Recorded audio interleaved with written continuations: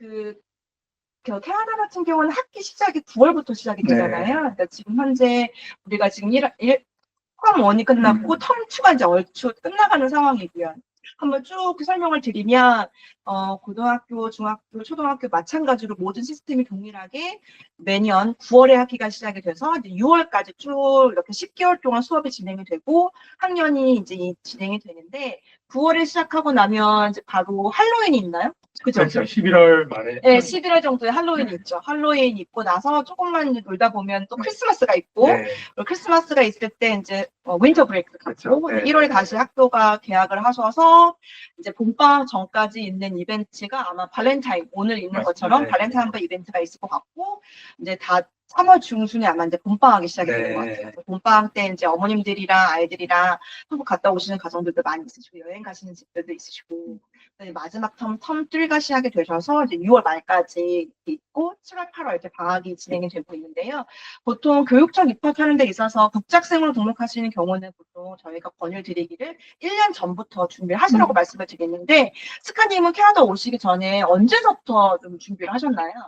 저는 급하게 준비했던 편이었어요. 그래서 온 거는 2024년 1월에 왔는데 처음에 준비를 시작한 거는 한 5월, 5월, 네. 재작년 5월 이렇게 준비를 한 거죠. 그래서 시간이 너무 없어서 빠르게 결정이 될 건 빠르게 결정하고 학교도 지원도 조기 유학 같은 경우는 교육청에서 어디 학교를 하는지 우선순위를 정하죠. 네, 지망을요. 늦게 해서 그런지 몰라도 저는 1지망은 안 됐어요.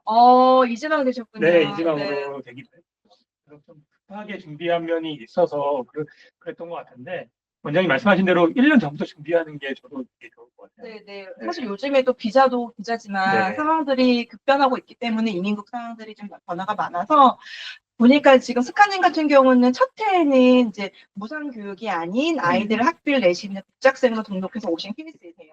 그러다 보니까 이제 부모님이 아이를 동반해서 같이 있으실 수 있는 부모님들 가디언으로 이제 계셨고 자녀가 학생 비자를 받으신 케이스이시고 그리고 이제 두 번째 해에 공부하실 때는 스카님이 주 신청자가 돼서 공부하시는 이제 학생이 되신 신분이시고 그에 따라 자녀랑 와이프분이 동반으로 계시면서 무상교육을 하시는 그런 케이스이시죠.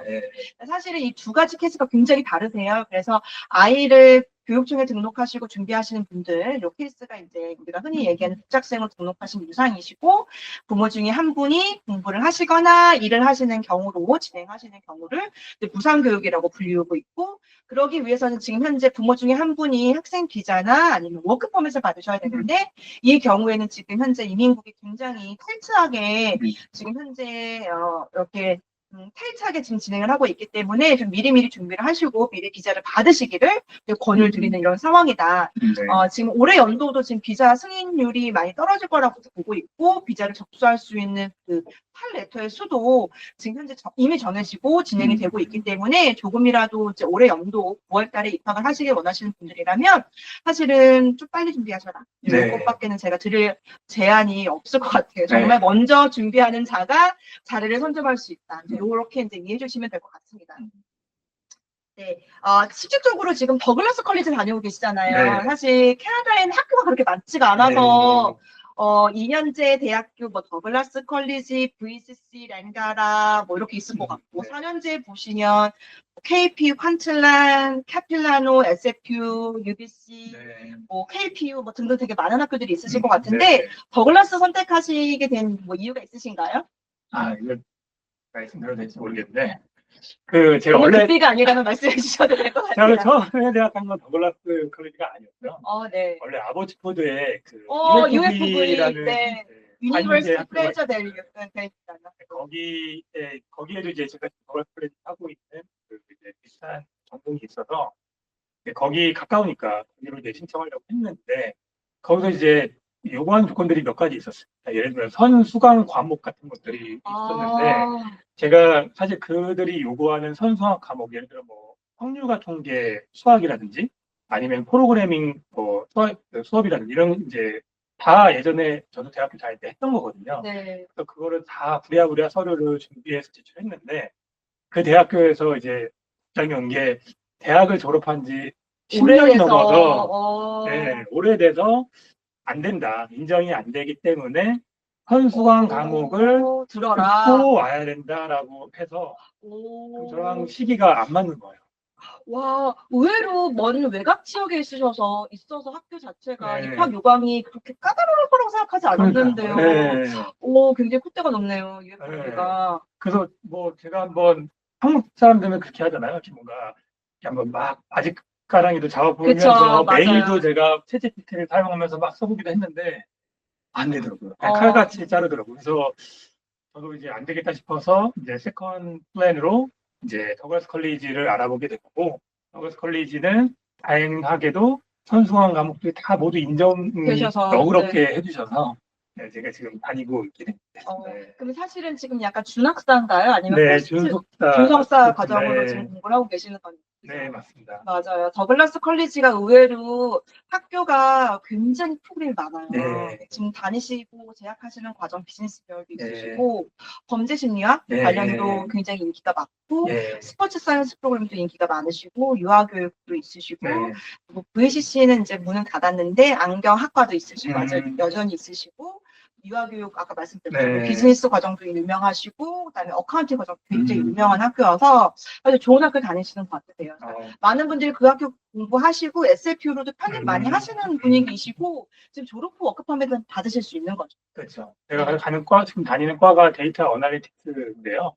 이거는 PWP를 받을 수 있는 이제 과이기 때문에 네, 저도 이거 하고 졸업하면 이제 신청할 수 있습니다. 네, 뭐 많은 분들이 사실 이왕이면 공부를 하시고 네. 선택을 하시는 데 있어서 졸업 후 워크퍼밋까지 나올 수 있는 그런 과를 네. 선택을 하시는 것을 권유드리고 그렇게 하셔야 좀 장기적으로 캐나다에 네. 이제 머무실 수 있는 그런 발판이 되지 않을까 네. 그렇게 생각이 들고 있습니다. 네. 스카님은 와이프분이랑 주말에 여가 같은 거 어떻게 보내고 계시는 거 있으세요? 그래서 원래 이사하기 전에 아버지보드에 있었을 때는 사실 이제 도심까지 나가기가 항상 머니까 이제 약간 아보츠포드에서 가까운 데 중에 하나가 펄투스 레이크라고. 네, 알고 있어요. 맞아요. 펄투스 레이크 가서 이제 산과 강과 이제 그런 캠핑 할 수 있는 데도 있고 바비큐 구워 먹는 데도 있거든요. 그래서 자연과 좀 친화적인 그런 이제 여가 생활 많이 즐겼다라고 하면 지금은 이제 주말 되면은 갈 데가 너무 많죠. 맞죠. 쇼핑센터 맞아요. 큰 데도 여기 많고 뭐 여기 근처에 맛집도 많고 밴쿠버 다운타운도 가까우니까 뭐 네. 나와서 애 구경도 시켜주고 이러기가 너무 좋더라고요. 네, 그렇게 맞아요. 보내고 있습니다. 여름 되면 뭐 마찬가지로 우리가 많이 할 수 있는 여가가 뭐 공원 가서 바베큐 네. 하실 수 있는 여가도 있으시고 지금 겨울에 눈 많이 왔기 때문에 산에 가시면 스노보드 타시는 것도 정말 너무 끔찍하실 수도 있으시고 이번 패밀리 데이 때는 그라우스 마운틴에서 아이들은 공짜라고 하더라고요. 립트권이 그러니까 좀 그런 여가도 좀 즐기실 수 있는 그런 문화적인 것들이 아마도 아버츠보드보다는 좀 더 많지 않았을까. 아버츠보드는 갈 수 있는 데가 호수밖에 없지 않아요. 커터스 레이크밖에 없지만 그래도 이제 좀 대도시로 오신다라고 하면 이제 이렇게 되지 않았을까 생각이 듭니다. 사실 많은 분들이 저희는 지금 밴쿠버에 거주하고 있으니까 이제 밴쿠버를 저희가 이제 집중적으로 말씀드릴 수밖에 없는데 그래도 처음 준비하시는 분들 중에는 제 첫 단계가 토론토로 갈까 밴쿠버로 갈까 제일 고민 많이 하시거든요. 스카님은 왜 토론토를 안 가시고 밴쿠버로 오셨을까요?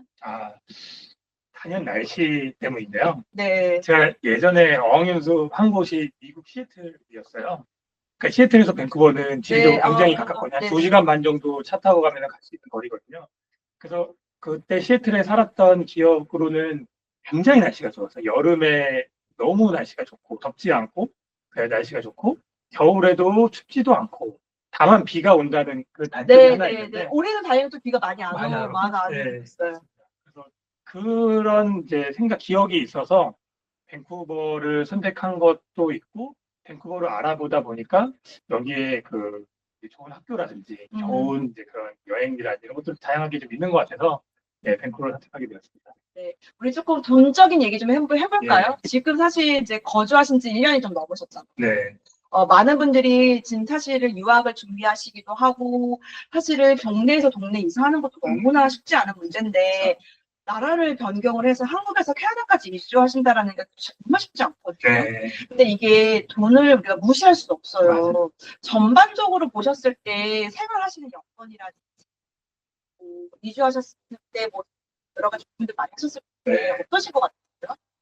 저는 사실 돈이 많은 케이스였고, 왜냐면 이제 보통은 이제 기러기를 선택하시는 분들이 맞아요. 있고, 대부분이 기록이세요. 네, 저희 같은 경우도 원래 처음에는 기러기를 선택하려고 했다가 이제 제가 생각했을 때 가족끼리 떨어지는 건 아니다라고 이제 조언도 많이 받고 저도 그렇게 스스로 생각해서 이제 저는 이제 다니고 있던 직장을 이제 휴직하면서 이제 같이 오게 된 케이스였거든요. 그래서 어떻게 보면 이제 돈을 까먹고 이제 살아야 되는 상황이니까 이제 사실 저희도 되게 고민이 많고 답답했는데 사실 그 생각해 보면 이제 한국에서 살던 집을 이제 만약에 다가집이라고 하면은 월세를 주고 그 월세비를 받는 돈으로 여기서 렌트비를 낼 수가 있거든요.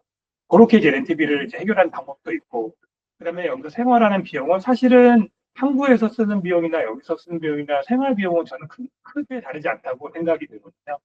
그리고 마지막으로는 어떻게 보면 한국에서 더 많이 들었던 거는 사교육비 들었거든요. 사교육이 많이 네. 들죠.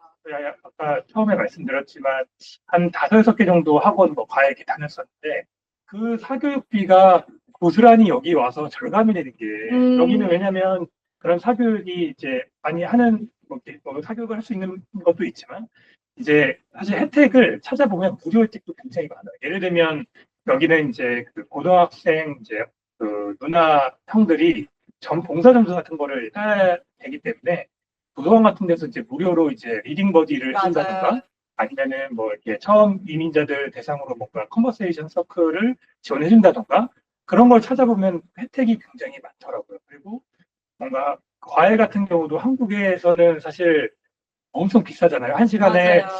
한 뭐 4, 5만 원 하나요? 뭐 비싼데 네. 여기는 사실은 그런 형 누나들한테 이렇게 과외를 받으면 뭐 저렴하면 20%까지도 있거든요. 그래서 이런 과외비나 뭐 이런 그 사교육비 같은 거를 맞아요. 생각보다 많이 절감할 수가 맞아요. 있겠더라고요. 맞아요. 그래서 뭐 절감한 돈으로 저희는 여행을 좀 많이 다녔습니다. 그게 너무 좋죠. 저희 같은 경우 아이는 지금 태권도 일주일에 한 네. 3번 정도 가요. 네. 일주일에 3번 네. 가고 한 달 레슨비가 150불, 160불 정도 되거든요. 그러니까 사실은 15만 원 정도 되는 건데 사실 그렇게 비싼다고 느껴지지는 그렇죠. 않는 네. 것 같아요. 네. 그리고 피아노 레슨도 한 번 받는데 저희가 지금 조금 이제 어드밴스 레벨이다 보니까 시간당 저희가 50분에 50불 그 정도 그러면은 네. 비싸지 않잖아요. 네, 그래서 그렇죠. 일주일에 한 번 정도 받는 건데 네. 그 정도로 들어가는 네. 비용이다. 네. 이제 보시면 됐고 그 컴퓨터센터에서 진행되고 있는 이런 수영 같은 경우도 사실 맞아요. 한 달 8번 네. 끊으면 90불, 100불 안 하죠. 한 번 가는데 10불 안 해요. 그렇죠. 만원 안 하는 거죠. 네네. 그렇게 좀 저렴하게 사실은 여가 활동이 맞아요. 아이들 이제 액티비티를 시키실 수 있으셔서 사실은 이제 액츄얼 학교 끝나고 들어가는 비용들이 있다 하더라도 그게 아주 큰 비용은 아닌 것 같다. 네. 근데 무엇보다 제일 저렴하게 느낄 수 있는 게 어학원비를 보내지 않는 거. 그죠. 아이들 어학원을 보내지 않아도 된다라는 네. 거. 그거랑 수학 학원을 보내지 않아도 된다라는 거. 맞습니다. 왜냐면 여기 수학이 굉장히 네. 그래서 저희가 고학년의 아이를 키워보지 않아서 잘 모르긴 하겠지만 어렵지가 않은 것 같아요. 네. 조금만 아이가 이제 사실은 공부만 해도 굳이 아이를 학원을 보낼 필요 네. 없이 지금 만약에 초등학교 지금 4학년이다라고 가정하시면 정말 뭐 학원이나 과외가 필요 없으시잖아요. 그럼요. 지금 이제 저희 애는 여기 3학년 때 와서 이제 4학년을 보내고 있는 건데 그 전에 다니던 학교에서도 지금 다니는 학교에서도 사실 좀 이렇게만 부끄럽지만은 이제 별명이 수학 천재. 부러울 일 영어도 그렇게 빨리 뛰고 수학도 천재면 아닙니다. 미즈만이 영재가 났는데요? 그게 그 전문 선생님 상담 때가 한국 애들은 잘한다. 어디 누가 와도 무조건 1등 한다는. 왜냐면 한국에서 수학을 하고 온 애들은 맞아요. 여기 오면은 너무 쉽고 맞아. 선행을 또 많이 하고 선행 오니까. 많이 하고 있다. 그래서 여기 와서 이제 저희 아이가 이제 친구들도 많이 가르쳐도 주고 하니까 선생님도 상담할 때 이제 그런 점들이 굉장히 애한테 장점, 자존감이 많이 높아지는 게 굉장히 장점이라고. 그럼요. 맞아요. 네. 아이들이 되게 중요한 부분이거든요. 네. 내가 영어를 아주 잘하지는 않지만 네. 수학을 그래도 다른 반 아이들보다 좀 잘하다 보니까 친구들도 나한테 이게 뭐야라고 물어봤을 그렇죠. 때 내가 좀 뿌듯해지기도 하고 네. 선생님도 이 아이한테 너무 잘했다라고 얘기하면 네. 이제 아이 시선도 좀 주목될 수 있는 부분들도 있어서 그런 면들에 있어서 아이한테 되게 좋은 반응이 있는 것 같더라고요. 근데 사실 저희 주변에 고등학생을 둔 자녀가 있는데 그 집도 보면 사실 별도로 매일매일 수학 과외는 시키지는 않으시는 것 같고요. 보통 방학 때 우리가 저기 2달 정도 쉬잖아요. 네. 그때 이렇게 좀 UBC 선생님이나 아니면 이미 학교의 선생님들, 왜냐면 여기는 캐나다는 공교육 선생님들이 겸직하시는 게 합법이시거든요. 그래서 그분들이 방학 때는 일을 못 하시니까 또 돈도 못 버시잖아요. 네. 여기는 방학 때 일 안 하면 돈 안 준다고 하더라고요. 그래서 그 선생님들이 이렇게 투토를 많이 하신대요. 그래서 그 집 같은 경우는 이제 여름 방학 때만 이렇게 그 고등학교 선생님한테 투토를 받는 거예요. 네. 그러면 2달 동안 그냥 짧게 받으셔서 1년치 해야 되는 미리 수업을 그냥 미리 투토를 받는 형태로. 그래서 그렇게 또 하시는 분들은 또 이제 좀 현명하고 합리적으로 또 진행을 하시는 네. 분들도 있으시고, 만약에 혹시나 정말 필요하다라고 하면 저는 개인적으로는 11이나 아니면 10이나 11 때는 라이팅, 영어 라이팅에 대한 부분들은 일주일에 한 번 혹은 일주일에 2번 정도는 학원을 가시거나 네. 아니면 투토를 받으시는 네. 것을 나중에 아이의 성적 관리를 위해서 네. 좀 더 필요하지 않을까. 아무리 영어를 말을 잘하는 것과 그거를 논리적으로 그리고 이렇게 스트럭처에 맞게끔 네. 쓰는 그 방법을 또 네. 아는 거는 너무나 틀리고 또 그걸로 인해서 성적 반영이 되다 보니까 그거는 조금 나중에 우리가 9학년을 둔 자녀의 엄마라고 하면 나중에 조금 이제 학비를 들이시더라도 교육료를 조금 더 주시는 게 낫지 않으실까. 네. 그 외에는 사실 크게 필요하진 않지 않을까 싶어요. 저희 아이 같은 경우도 지금 사실 실질적으로 학교에서 지금 저희가 6학년인데 6학년, 7학년 같은 학반인 멀진 클래스에서 수업을 듣고 있는데 공부하고 있는 그런 수학 그 컨텐츠를 보면 난이도가 높지 않더라고요. 네. 그리고 만약에 조금 난이도가 높다 하더라도 충분히 요즘에 유튜브 선생님이 많이 있기 때문에 유튜브 선생님을 통해서 조금 더 아이들이 이제 배울 수 있고 재미있게 배울 수 있는 그런 기회가 되지 않을까 그런 생각이 들고 있습니다. 학교에서 제일 많이 엄마들이 고민하는 게 뭔지 아세요? 스카님? 아빠니까 잘 모를 수 있는데 한국에서 아이를 양육하시는 어머님들이 캐나다 오자마자 제일 많이 고민하시는 것 중에 하나가 도시락을 뭘 싸갈까가 제일 고민이죠. 스카님네는 도시락을 어떻게 싸주시나요? 그게 아빠니까 안 싸주시나? 엄마가 싸주시나요? 네. 또 말씀드릴 에피소드가 있는데요.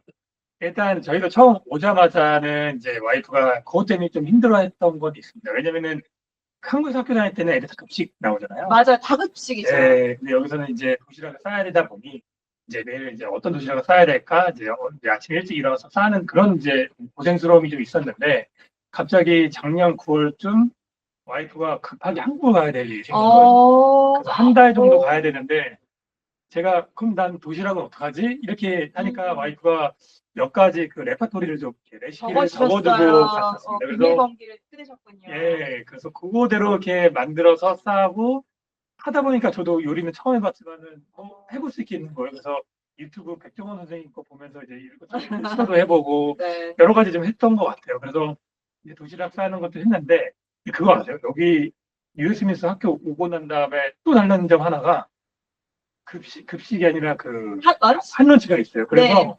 여기는 그 신청을 하면 맞아요. 그냥 그 맞아요. 점심시간에 밥을 먹을 수 있더라고요. 맞아요. 그게 좀 다른 교육청. 아니, 근데 사실 그 한 네. 런치 시스템이 저도 에피소드가 있어요. 네. 이 한 런치라는 게 사실은 캐나다에서 도입이 된 지 사실 정확하게 3년 정도 된 것 같아요. 왜냐면 저희 아이가 초등학교 처음 킨더가든 갔을 때도 한 런치가 물론 한 런치라고 불리우진 않고 펀 런치라고 해서 한 달에 한 번 정도 학부모회에서 이제 기금 마련을 하기 위해서 한 달에 한 번 정도 금요일이나 아니면 화요일 정도에 이렇게 주문 내역을 받으면 핫도그나 피자나 이렇게 제공하는 게 있어요. 학부모에서 진행되는 거. 그걸 제외하고는 전혀 학교에서는 푸드가 올라오도 되지도 않고 프로바이드도 되지 않았잖아요. 이유가 아이들이 알러지가 너무 많기도 하고 그런 부분들 때문에 했는데 한 3년 전에 되게 의례적으로 코로나 때 시작이었는데 서베이가 진행이 된 거예요. 교육청 자체에서. 그래서 학부모들한테 얘기를 하기로 부모가 싸주는 점심이 아이한테 영양학적으로 좋다고 생각을 하느냐라는 서베이가 있었어요. 그런 게 있었어요. 저는 당연히 그렇지 아니하다라고 제가 보냈죠. 그래서 시범적으로 뉴웨스민스터 교육청만 그 당시에 3년 전에 처음으로 그러면 뉴웨스민스터 교육청만 왜냐하면 다른 교육청에 비해 뉴웨스민스터 교육청 작아요. 맞아요. 지자체가 작아서 쉽게 해볼 수가 있었던 것 같아요. 그래서 학교 자체 안에서 급식소를 만든 게 아니에요. 그러니까 외주, 즉 레스토랑이랑 이런 지역 그런 레스토랑하고 협업을 하셔서 이제 주문 시스템으로 그렇게 진행이 되셨는데요. 그래서 저희가 이제 아마 3년 전이었을 거예요. 저희가 처음 이제 교육청에서 진행을 했는데 저희가 홀커니 네. 이걸 내가 신청을 해야 되겠다 싶어서 저희가 2년 동안 제가 사실 한 런치를 신청을 했었거든요. 야, 근데 좋은 점도 있었고 나쁜 점도 있었어요. 2년 동안 했는데 좋은 점은 정말 싸주지 않아도 된다라는 안심이 돼서 너무 좋았고 비용도 비싸지 않았었어요. 그렇죠. 안 비쌌어요. 안 비싸요. 네. 한 끼당 5불? 지금도 오불이요. 네, 5불 정도 네. 되는 비용이어서 사실 비싸지 않아서 네. 어느 정도 내가 5불 정도 돈을 내고 네. 이 아침에 대한 스트레스에 내가 해방할 수 있다면 난 충분히 가능하다라고 했는데 나중에 시간이 지나서 이제 2년차 되고 나서 이제 3년차 들어갈 때 아이한테 조심스럽게 올해 연도에도 한 런치를 해줄까라고 했더니 아이 반응이 엄마 많은 사람들이 하질 않아. 급기야는 나만 하는 경우도 있어. 라고 얘기를 하길래 마치 결손 가정의 아이인 것 마냥 느낌이 좀 들어서 그렇다면 엄마가 힘들더라도 싸줄게 라고 해서 제가 사실은 3년차부터는 그냥 도시락을 싸게 있어요. 미리 알았더라면 우리 아이한테 상처 주지 않았을 것 같은 그런 마음이 들더라고요. 그래서 엄마 많이들 하지 않아. 그리고 가끔은 차가운 음식이 올 때가 있어. 라고 얘기를 해서 그렇구나. 아마 첫 해에는 새롭기도 했고 엄마들이 너무 편하기 때문에 많이 하셨을 것 같은데 2년 차서부터는 이럴 바에는 그냥 내가 싸주자라고 했던 엄마들이 많이 있었던 것 같아요. 근데 US민스터가 지금 이 한 런치 지속적으로 진행이 되고 이후에 이 반응이 사실 좋았던 모양이에요. 밴쿠버 교육청도 사실 한 런치가 제공이 되고 있어요. 그래서 교육청마다 조금 다르세요. 버나비 교육청은 아직 아니고요. 코키틀람 교육청도 아직은 아니에요. 그렇게 진행이 되고 있고 도시락 얘기가 나와서 저희가 웃긴 말인데 US민스터 자체 지역이 사실이 한국인 많이 없잖아요. 많이 없습니다. 그러니까 저도 사실 US민스터로 지원 선정했던 이유 중에 하나가 한국 학생이 별로 없어서 저희가 선정을 했었는데 저희는 한국 학생이 없다 보니 도시락을 쌀 때 굉장히 신경을 많이 썼어요. 맞습니다. 김치 깍두기는 당연히 안 되고 오징어 채, 멸치 볶음 이런 것도 당연히 안 됐었어요. 그래서 항상 쌀 때는 뭐 샌드위치나 유부초밥이나 불고기 싸줄 때도 사실 조금 눈치가 볼 때도 있었어요. 의외로 불고기가 마늘 양념 때문에 향이 나요. 그래서 그런 부분들이 조금 조심스러웠었다가 지금 제가 작년 여름에 코키틀람으로 또 이사를 와서 지금 코키틀람 교육청에 소속되어 있는 중학교 아이를 보냈는데요. 좀 다른 세상이에요. 저 코키틀람 교육청은 지금 저희가 아이가 중학교 6학년인데 한 반에 한국 이렇게 표현해드리긴 그래요. 한국에서 온 애들은 한 명도 없어요. 근데 내셔널리티가 한국인 거죠. 지금 부모가 한국 사람이었거나 저희 가정처럼 부모가 한국 사람인 가정이 하나 있으시고 이민을 영주권을 받고 오신 가정이 한국 가정이 있으시고 아빠가 미국으로 입양이 되신 가정. 한국계죠. 얼굴은 한국계인데 내셔널리티는 미국인인 아이. 이렇게 세 아이가 있는데 여기는 되게 특이하게 한국 문화가 너무 잘 익스큐즈가 너무 잘 억셉이 돼요. 그래서 저희 아이는 지금 되게 편안하게 김치 깍두기도 한국에서 먹을 수 있을 정도로 너무 편안하게 그냥 도시락을 한국처럼 뭐 계란말이, 밥, 이렇게 오뎅 볶음, 깍두기 이렇게 싸가도 전혀 이상하지 않고 아이들도 이제 한국 문화가 너무 익숙하다 보니까 그런 뭐 컵라면 뭐 뿌셔뿌셔 이런 것도 애들끼리 서로 나눠 먹고 이렇게 하더라고요. 그러니까 아마 초등학교는 서로가 음식을 나눠 먹는 문화는 사실은 아니거든요. 아이들이 어리고 알러지도 많이 있다 보니까 부모님도 음식을 나눠 먹지 않게 하는데 중학교만 돼도 이미 좀 성장을 했고 또 본인 스스로 알러지가 있으면 안 먹을 수 있는 나이다 보니까 애들끼리 서로 음식도 쉐어하기도 하고 반찬도 서로 이제 쉐어하는 그런 분위기인 것 같더라고요. 그래서 외국 애들이, 그러니까 외국 애들이라고 표현하면 좀 불편한데 캐나다 애들이 저희 아이한테 유부초밥 같은 거 나눠 먹자고 그러고 뭐 계란말이 같은 것도 먹어보고 싶어 하는 그런 분위기도 좀 있어서 이게 교육청마다 좀 분위기가 다른 것 같더라고요. 네네네. 그리고 지금 현재 버나비 교육청도 되게 보면 버나비 교육청도 한 반에 한국 학생들 한 3명 정도 있으신 것 같아요. 제가 통계를 내봤을 때 3명 정도 있으신 것 같고 버나비 교육청 같은 경우는 조금 더 US트랑 코키틀람보다는 조금 더 스트릭해요. 교육청 자체 분위기가 약간 코키틀람이나 US민스터 같은 경우는 프렌리한다라고 하면 버나비는 약간 강남 같은 느낌? 왜 경기도인데 평화 같은 느낌?